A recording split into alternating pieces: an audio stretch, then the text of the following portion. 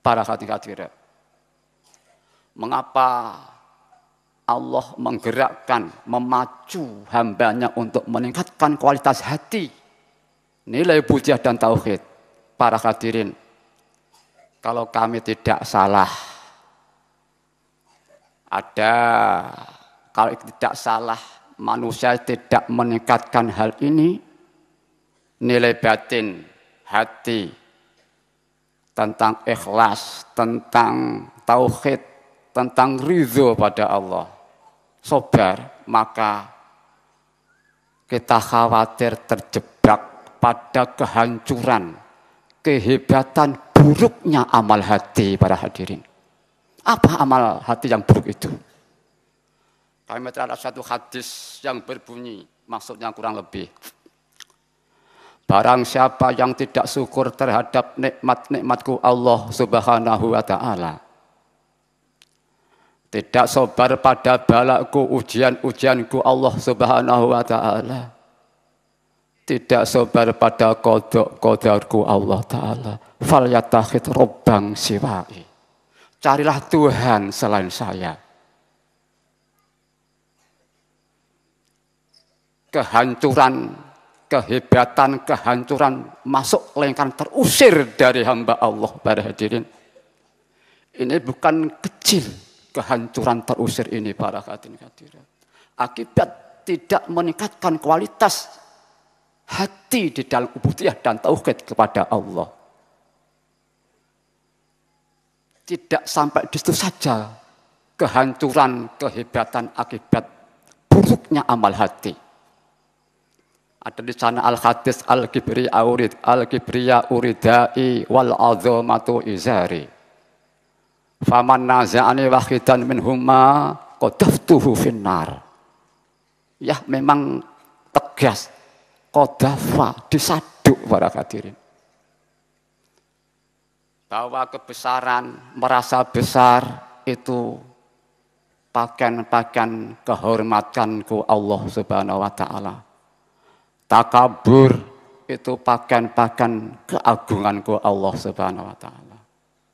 Wal azamatu, rumangsa agung juga demikian, ageman pakaian keagungan Allah. Para hadirin, siapa yang berani mengambil satu di antara dua, kusaduk di neraka. Para hadirin, kehancuran, kehebatan, kehancuran akibat buruknya amal hati. Kehebatan, kehancuran diusir, disaduk di neraka. Dengan kehebatan 1000 haji, baik mana para hadirin kira-kira?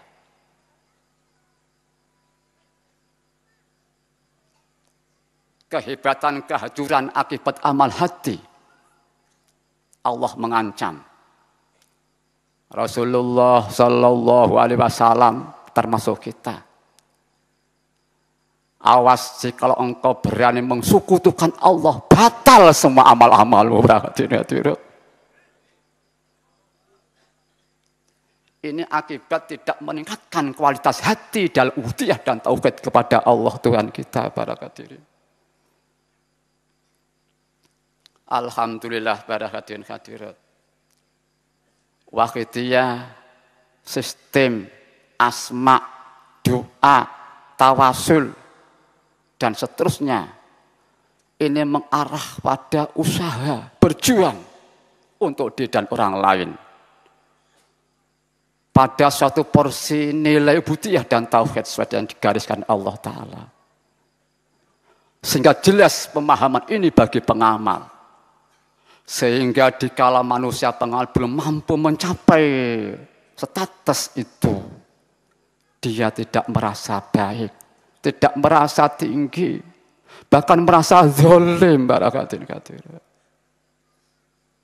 Merasa banyak dosanya terhadap Allah Tuhan kita. Merasa membutuhkan kepada Tuhan kita. Para hadirin, setidak-tidaknya kita tidak mudah takabur.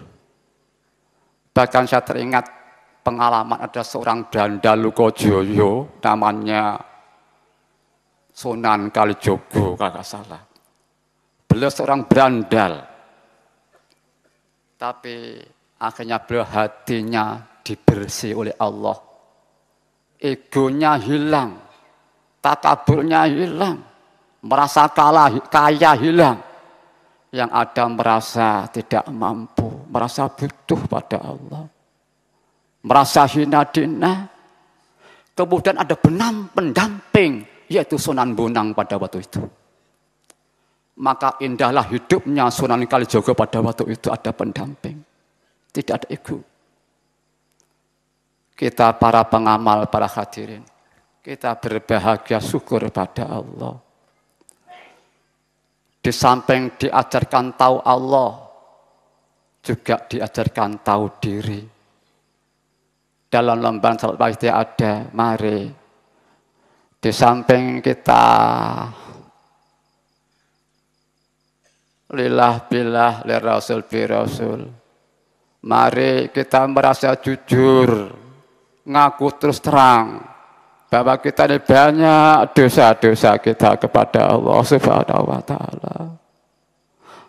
Banyak dosa-dosa kita kepada Kanjeng Nabi, para hadirin. Dosa-dosa kita kepada mbah yai, pada orang tua, pada anak, pada tetangga, pada negara, pada makhluk, pada umumnya, para hadirin. Alangkah la yakunul fadlu illa liqulubil munkasirati al muta'arridati linafakhatil ilahiyah. Fadl Allah yang istimewa tidak ada, tidak diberikan kecuali kepada hati yang merasa al-inkisar, hati yang merasa hancur, hati yang merasa gagal di hadapan Allah. Hati yang merasa buntu jalan, para hadirin.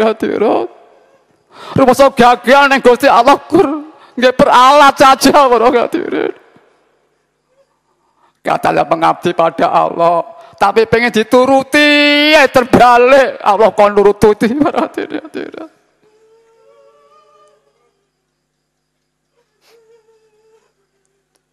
Hati yang merasa gagal, buntu jalan, hancur, merasa membutuhkan sekali kepada Allah. Itulah hati yang berhak menerima anugerah Allah, para hadirin.